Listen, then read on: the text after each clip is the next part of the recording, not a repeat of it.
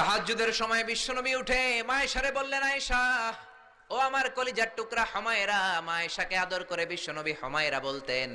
হুমায়রা মানে যেই মহিলা রেগে গেলে, খুশি হয়ে গেলে রাগের চোটে। ইয়া রাসূলুল্লাহ, জান্নাতি পোশাক কে সর্বপ্রথম পাবে, কে পরবে? নবী বলেন, আয়েশা রে, জান্নাতি পোশাক সর্বপ্রথম আমি রাসূলুল্লাহ পাবো, কিন্তু আমি নবী সর্বপ্রথম পরব না। সর্বপ্রথম ইব্রাহিম খলিলুল্লাহকে জান্নাতি পোশাক পরানো হবে। কেন জানুনি?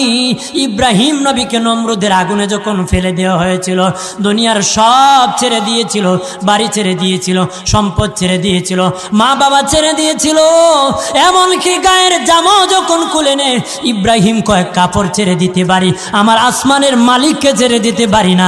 ওই দিন আল্লাহ ইব্রাহিমের সাথে অঙ্গীকার করেছিল, ইব্রাহিম আজকে তোমাকে সকলের সামনে উলঙ্গ করে লজ্জায় ফেলে দিয়েছি ইব্রাহিম, তারপরে তুমি আমাকে ছাড়ো নাই। আমি কিয়ামতের দিন সকলের সামনে মুসলমান, বেঈমান, কাফের, নাস্তিক যারা তোমাকে উলঙ্গ করেছিল, তাদের সামনে আমি আল্লাহ আনুষ্ঠানিকভাবে তোমাকে কাপড় পরায়া দিব।